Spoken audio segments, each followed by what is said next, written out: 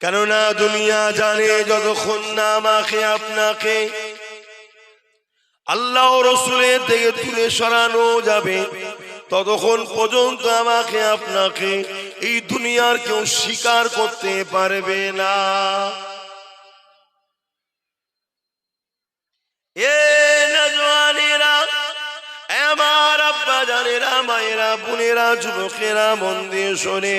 এই দুনিয়া আপনাকে হাজারো লোভ লালসা দিয়ে, দুনিয়া আপনাকে হাজারো ফন্দি তৈরি করে আল্লাহ ও রাসূল থেকে দূরে নিয়ে যাওয়ার চেষ্টা করবে।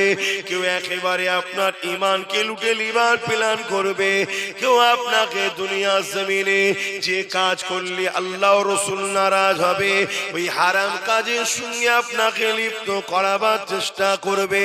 কেউ কেউ আবার আপনাকে হালাল খাদ্য দেখতে লাগবে, কিন্তু এই খাদ্যের মধ্যে হারাম অর্থ লেগে রয়েছে। এইভাবে আপনার দরদি সেজে আপনাকে হারাম খাদ্য খাইয়ে আপনাকে ঈমানের দিক দিয়ে দুর্বল বা বেঈমান করার প্ল্যান করবে। করছে না করে না? একটু জেনে শুনে হ্যাঁ বলছেন তো নাকি?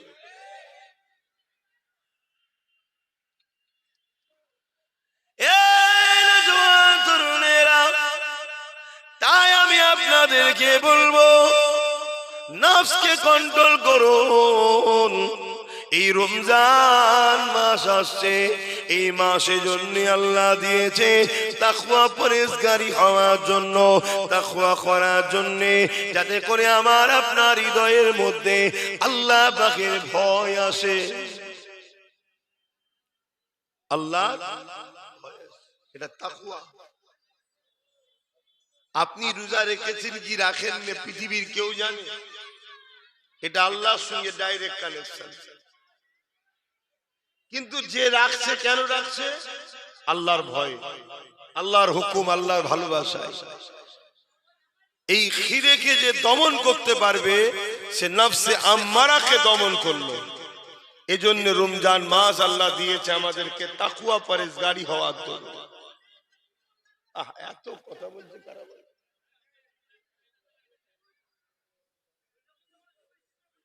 ওদিকে তিরপল দিলে তো বলবে, তিরপল দাও।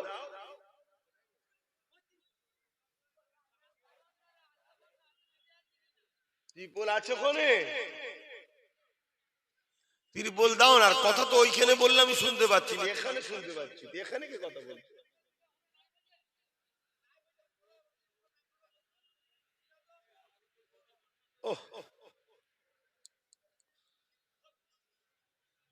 আমার নওজওয়ানেরা, তরুণেরা, বাপেরা, এ পুলিশুল গ্রামের মানুষেরা, মন দিয়ে শোনেন।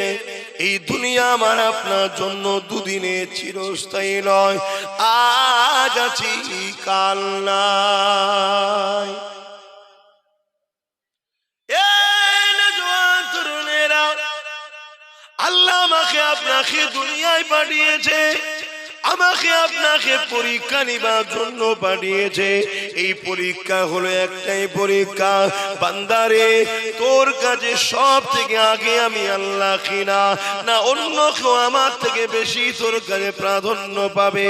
এই পরীক্ষা বান্দা তোকে আমাকে দিতে হবে। আমি আল্লাহ তোকে বানালাম, আমি আল্লাহ তোকে আশরাফুল মাখলুকাত করলাম, আমি আল্লাহ তোকে দুটো চোখ দিলাম, আমি আল্লাহ তোকে দুটো হাত দিলাম, আমি আল্লাহ তোকে দুটো পা দিলাম, আমি আল্লাহ পা তোকে কিডনি দিলাম, আমি আল্লাহ তোকে আশরাফুল মাখলুকাত করে দুনিয়ার জমিনে পাঠিয়েছি। ওরে আমার বান্দা বান্দি রে, আমি আল্লাহ তোর কাছে কতটা পেয়ারা, এই ভালোবাসার পরীক্ষা তোরা আমাকে দে। আমি আল্লাহ তোদেরকে পরীক্ষা নেব। এই পরীক্ষা আল্লাহ সবাইকে নিয়েছে।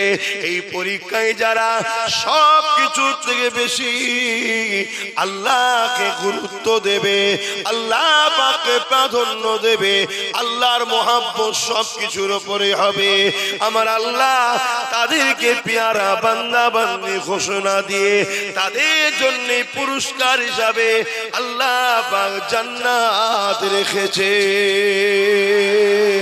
আরো জোরে বলুন সুবহান। এই দুনিয়ায় আপনি আল্লাহর পক্ষে থাকলেও আল্লাহ খাওয়াবে, বিরোধী করলেও আল্লাহ খাওয়াবে। কেন? তিনি নিজেকে দায়িত্ব নিয়েছে, যা তোদেরকে আমি পালন করব, রব্বুল আলামিন। এই দুনিয়াটা হলো পরীক্ষার জায়গা। তবে মনে রাখবেন, আল্লাহ যাকে যত ভালোবাসে তাকে তত দুনিয়াতে আবার কঠিন পরীক্ষা নেয়, কষ্টটা দুনিয়াতে বেশি দেয়। দেখতে চায় এবং দেখাতে চায় যে আমার প্রেমিক যারা হয় তারা নিজের খুশিটাকে খুশি মনে করে না, আমি আল্লাহ, আমি যাতে খুশি তাতে খুশি তারা। তাই তো নাকি? প্রেম কাকে বলে? ভালোবাসা কাকে বলে? বলে প্রেম ভালোবাসা কাকে বলে? শান্তির নাম। প্রকৃত ভালোবাসা, প্রেমের অর্থ হলো আমি যাকে ভালোবাসি, যাকে প্রেম করি, তার জন্য নিজেকে জ্বলিয়ে পুড়িয়ে একেবারে নিঃশেষ করে দেওয়া, শেষ করে দেওয়া তার জন্য, এটাই হলো প্রকৃত প্রেম। জোরে বলুন সুবহানাল্লাহ। আমরা আল্লাহকে ভালোবাসি তো নাকি? নবীকে ভালোবাসি তো নাকি? এই ভালোবাসাটা কেমন হবে তাহলে? ভালোবাসা কাকে বলে? আমার হাসিটা হাসি নয়, তার হাসিটা হাসি। আমার পছন্দটা পছন্দ নয়, আমার ভালো যাকে বাসি তার পছন্দটা পছন্দ। আমার ইচ্ছাটা ইচ্ছা নয়, যাকে ভালোবাসি তার ইচ্ছাটা ইচ্ছা। একেই বলা হয় প্রেম। বুঝাতে পারছি? হ্যাঁ, আল্লাহ পরীক্ষা নেবে যে তোরা আমাকে ভালোবাসিস বলিস, দেখ আমার ভালোবাসার মানুষ কারা, তোরা কারা। পরীক্ষা নিয়েছে, সেগুলো আমাদের কাছে মডেল হিসাবে রেখেছে যে প্রেমিক এরকম হয়।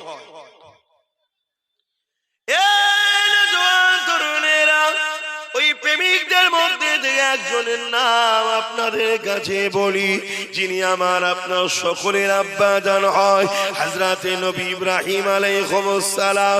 আল্লাহ পাককে মুহাব্বত করেছিলেন, আল্লাহ পাককে প্যার করেছিলেন। আমার আল্লাহ পাক ইব্রাহিম আলাইহিস সালামকে পরীক্ষা নিয়েছে। কি কঠিন পরীক্ষা নিয়েছে! ইব্রাহিম নবীকে আল্লাহ পাক 90 বছর পার হয়ে যাবার পর একটা সন্তান দিলেন। সন্তান তো সন্তান, আকাশের চাঁদে দাগ আছে, ইসমাইল নবী চেহারায় দাগ নেই, পুরো শরীর থেকে নূর জ্যোতি চমকাচ্ছে। কেননা প্রতিটা নবীদের রিশতা হলো আল্লাহ পাকের জান্নাতের সঙ্গে, আর জান্নাত তৈরি নূর থেকে। এজন্য প্রতিটা নবী আলাইহিস সালামের চেহারা মোবারক থেকে নূরের জ্যোতি বাইর হতো। এ যুবকেরা, তরুণেরা, বাপেরা, হযরত ইব্রাহিম আলাইহিস সালামকে আল্লাহ বললে, ইব্রাহিম রে, আমি আল্লাহকে কতটা ভালোবাসো? ইব্রাহিম আলাইহিস সালাম বললে, আল্লাহ পাক সবকিছু থেকে আপনাকে বেশি ভালোবাসে।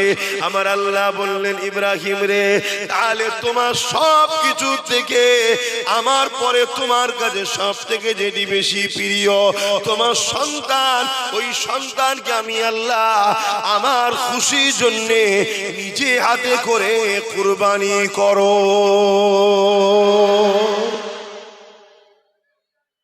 পরীক্ষা দেখছেন? আপনাকে পরীক্ষা নিয়েছে এত কঠিন কি গো? আপনাকে বলেছে দৈনিক 5 বার আমার কাছে আয়, আমাকে রুকু সেজদা দে, তাতেই ফেল, তাতেই ফেল আমরা। আর ইব্রাহিম আলাইহিস সালামকে আল্লাহ বলছেন, ইব্রাহিম এত ইন্তজারের পর 90 বছর বয়সে পার হয়ে যাওয়ার পর সন্তান, কত ময়ার সন্তান। আর সন্তান তো সন্তান, সন্তানটাও তো নবী। আল্লাহ বলছে নিজে হাতে করে জবাই করো, আমাকে ভালোবাসো বলো, আমার কাছে তোমার ছেলে আগে না আমি আগে? এটা হলো পরীক্ষা। আর আল্লাহ আমাদেরকে বলছে কি, বছরে একটা মাস রোজা রাখ, সকাল ফজর থেকে নিয়ে সন্ধ্যা পর্যন্ত কিছু খাবি না। শুনছেন? যে আল্লাহ তোমাকে আমাকে 11টা মাস খাওয়ালো দিন রাত, সেই আল্লাহ একটা মাসের দিনটা শুধু খেতে মানা করেছে। আমরা কত আল্লাহকে ভালোবাসি যে আল্লাহর এই সামান্যটুকু হুকুমও আমরা মানতে পারি না। শুনছেন? এটা কি প্রেম? তাহলে এটা পরীক্ষা তো আল্লাহ যে ভালোবাসিস বলিস তা একটা মাসের হাফ দিনের বেলাটা খাবি না। আর কারণ যদি জানতে চাও, আল্লাহ বলছে এই রোজা তোমাদেরকে ভেতর থেকে মজবুত শক্তি করে নতুন ভাবে আবার আপডেট করে দেয়। জোরে বলুন সুবহানাল্লাহ। যেমন মোবাইলে ভাইরাস ঢোকে, ভাইরাস কোম্পানিতে নিয়ে যায়, কোম্পানি অ্যান্টি ভাইরাস মারে, মারার সাথে সাথে পুরো মোবাইল নতুন হয়ে যায়। কি রে, হয়তো নাকি? হ্যাঁ, তা আমরা 11 মাস খাচ্ছি, কত রকম ব্যাকটেরিয়া পয়জন নানা রকম কিছু আমাদের শরীরে ঢুকছে। এই একটা মাস রোজা হলো আমাদের জন্য অ্যান্টি ভাইরাস সিস্টেম নতুন করে শরীরকে, কিডনি বলো, হার্ট বলো, এমন করে সব কিছুকে আপডেট করে আল্লাহ নতুন করে আবার শক্তি জুগিয়ে আমাদেরকে আপডেট করে দেয়। জোরে বলুন সুবহানাল্লাহ। আল্লাহ ভালোবাসেন আমাদের, কিন্তু আমরা আল্লাহর জন্য রাখি রোজা? রাখেন তো নাকি? পুলিশের মানুষ রোজা রাখবে। বেরোজাদার কিয়ামতের দিনে গাধার মতো চিৎকার করতে করতে জাহান্নামে ঢুকবে। খুব সাবধান। এক তো দুনিয়া এটা উপকার আছে, মেডিকেল সায়েন্সও বলছে, মেডিকেল সায়েন্সও বলছে ক্যান্সার থেকে রক্ষা পেয়ে তার জন্য সব থেকে উত্তম পন্থা হলো 16-17 ঘন্টা একটানা 25-30 দিন না খেয়ে থাকা। তাহলে ক্যান্সারের পোকাগুলো, কোষগুলো, জামগুলো মারা যাবে। শুনছে? রোজা রাখবেন, খবরদার, আল্লাহ পরীক্ষা নিচ্ছে। বাবেরা, নওজোয়ান তরুণেরা, হযরত ইব্রাহিম আলাইহিস সালামকে আল্লাহ পরীক্ষা নিলেন। ইব্রাহিম নবী আল্লাহ পাকের পরীক্ষায় পাস করেছে না ফেল করেছে? জোরে বলুন। আল্লাহ পাককে বুঝিয়ে দিলেন, আল্লাহ পাককে জানিয়ে দিলেন, ও রাব্বি আল্লাহ পাক, আমি ইব্রাহিম আমার কাছে আমার সন্তানের থেকে আপনি আমার কাছে বেশি পিয়ারা।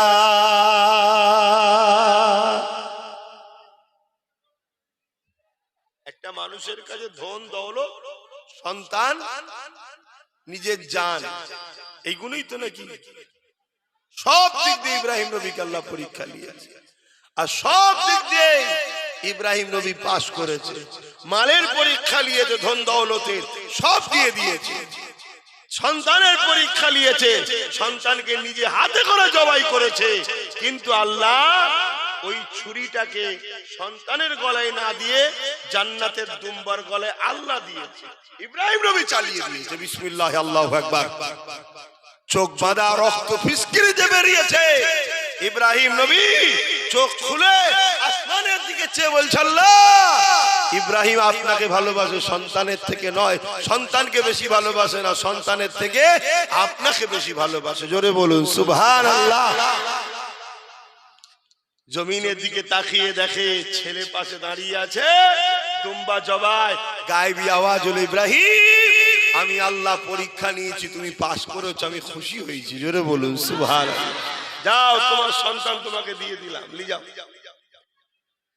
তাহলে আল্লাহ আমাদের পরীক্ষা নেবে, আমাদেরকে ছোট ছোট লিখছে, এতেই আমরা ফেল। এখনো সময় আছে, বোঝো। কবর বড় একাধিকার জায়গা, আজ মরলে কাল দুদিন। দুনিয়ার কেউ তোমাকে আমাকে একদিনও রাখবে না গো। সবাই বলবে তাড়াতাড়ি দিয়ে দাও, নাই পচে যাবে, দুর্গন্ধ হয়ে যাবে। ওই কবরের জমিনে তোমাকে আমাকে দিয়ে দেওয়া হবে। কবরটা কেমন হবে? প্রতিদিন কবর ডাকতে লেগেছে, এ আল্লাহর বান্দা বান্দিরে, জমিনের উপরে বড় দাম্ভিকতার সঙ্গে ঘুরে বেড়াচ্ছ, বড় অহংকারের সঙ্গে ঘুরে বেড়াচ্ছ, বড় মিজাজের সঙ্গে ঘুরে বেড়াচ্ছ। মসজিদে আজান হচ্ছে, তুমি নেতার মিটিং এ বসে রয়েছো, মসজিদে আজান হচ্ছে, তুমি খেলার মাঠে বসে কাটিয়ে দিলে, মসজিদে আজান হচ্ছে, তুমি ক্লাবে পার্টি অফিসে আড্ডা দিয়ে কাটিয়ে দিলে। এ আল্লাহর বান্দা বান্দি রে, আমি কবর একা থাকার জায়গা, আমি কবর অন্ধকারের জায়গা, আমি কবর পোকামাকড়ের জায়গা, আমি কবরে তোমাকে আসতে হবে, আসার আগে তৈরি হয়ে আসো। আল্লাহর কোরআন তাই জানিয়ে দিল, আল তানজুরু নাফসুম মা কদ্দামাত লিগা, প্রতিটা নফসের উচিত পরকাল নিয়ে বেশি বেশি করে ভাবা। আর পরকালের প্রথম ঘাঁটি কি? কবর। এটা প্রথম বড়া শুরু হলো পরকালের জিন্দেগি। আর কবরে যে পাস করবে, বাকি জায়গা তার পাস করতে আসান হয়ে যাবে। কেন জীবনের প্রথম মাধ্যমিক পরীক্ষা, কত টেনশন, কিন্তু পরীক্ষা দিবার পরে একটা অভিজ্ঞতা, অনেক কিছু জিনিস শিক্ষা হয় না, হয় না, বাকি পরীক্ষাগুলো পাস হওয়া সহজ হয়ে যায়। কবর হলো প্রথম পরীক্ষার ঘাঁটি, প্রথম সেন্টার। এখানে যদি আপনি পাস করতে পারেন, বাকিগুলো আল্লাহর রহমত দিয়ে সহজ করে দেয়। কিন্তু এই জায়গায় পাস করা চারটিখানি ব্যাপার নয়। কেন এখানে শেষ প্রশ্নটা হবে আমার রাসূলুল্লাহকে নিয়ে, যে আমার নবী সম্বন্ধে তোমার ধারণা কি ছিল বলো, মহব্বত করতে কিনা, আদব ছিল কিনা, মহব্বত করেন তো নাকি? ঠিক বলছেন?